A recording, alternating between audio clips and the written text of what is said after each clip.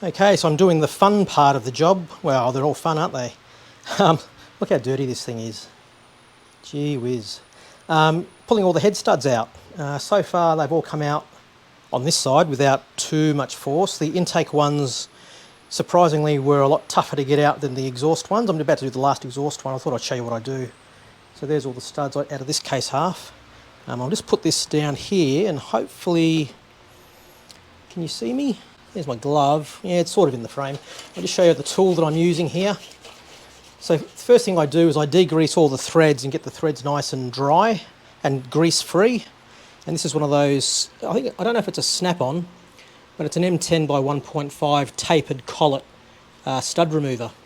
So the idea is that you thread this onto the stud, and then as you tighten this down, it grips on the thread and then you undo it. So I'll show you what I do. That just covers the thread. Now I don't know if it's imperial, but so now I'm just going to tighten this bolt down, and what this does is it draws the collet into the housing, and that, because it's a tapered collet, it grips onto the thread of the stud. Okay, and if I'm lucky, there we go. This one's, as I said, these exhaust ones have come out relatively easily. They are the original Dilava or Dilava or Diliva. I don't know how you say it. So before it goes all the way out, what you do now is you just want to crack off the bolt. Oh.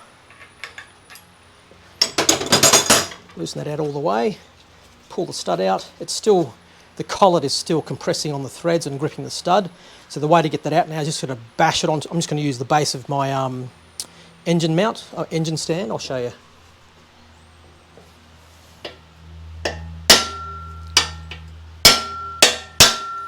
Okay, it's taken up the gap, so now you can see I can pull that stud out nice and freely. And that is one side of the head studs all removed. I bet you this one's not going to be as good.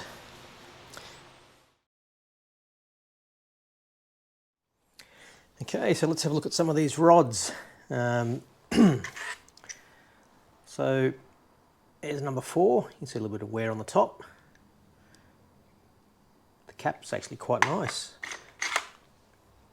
Look, if you look at the bearing in the cap, it's almost brand new. Beautiful. And they're all pretty much the same. Actually, this one's had a bit of junk go through it, so you can probably see that there. Quite a few scratches, and you know, that's probably happened when they first started it up.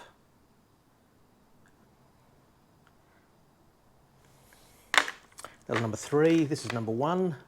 Again, number 1's got that wear on the top, and again it's had some shit go through the bearing. This one's number 5. Number 5's the same. You can sort of see it's not actually gone through. It's just sort of, well, you can't feel that, but it's, as you can see, it's taken the first sacrificial layer, I think you call it. But, and again, a few little scratches in the cap. This is number 2. Again, they've all got that wear patch, and again, something's gone through the bearing. But again, this is, you cannot feel it. It's just enough to take the coating off. But look at that; it's all the way around. And number 6. Again, got that wear patch in the top there. I hope this is in focus. I'm just using a GoPro. But the crankshaft itself is actually pretty much virginal. Oil pump turns freely. And I'll pull this apart and give it a clean, but it turns nicely, so I don't think there'll be anything in that. Let's go and have a look at some other bits.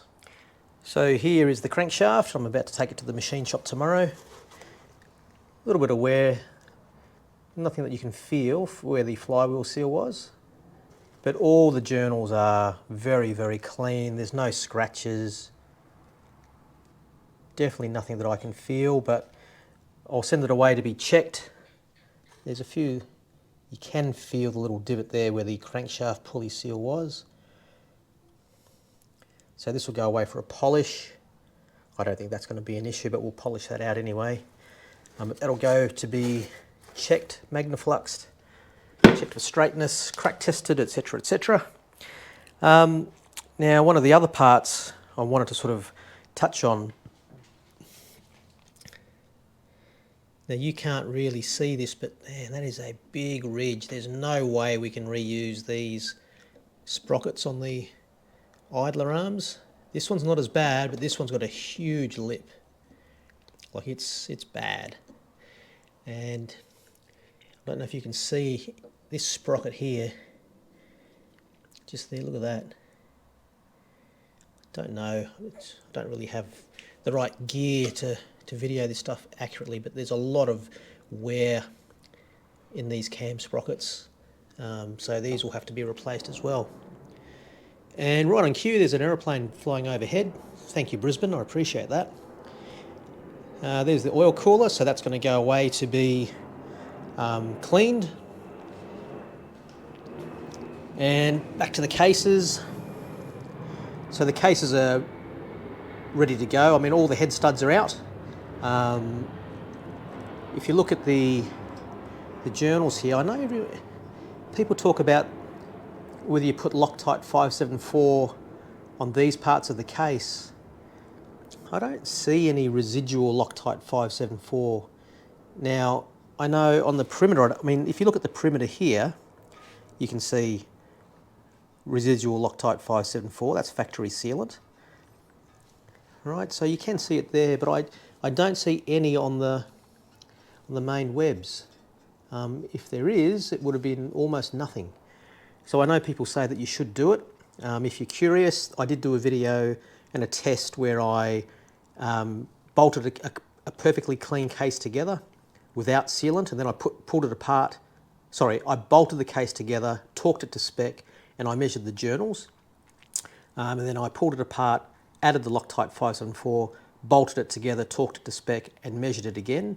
And if you like, I'll put a link somewhere for you to see that video, and you can see what I recorded. I'm not saying that that's what everyone's going to get, but that's what I observed, and that's why I don't put the sealant on the journal faces. And of course, if you do, you are going to, and I know this is up for debate, but you are going to increase your bearing clearances by some amount.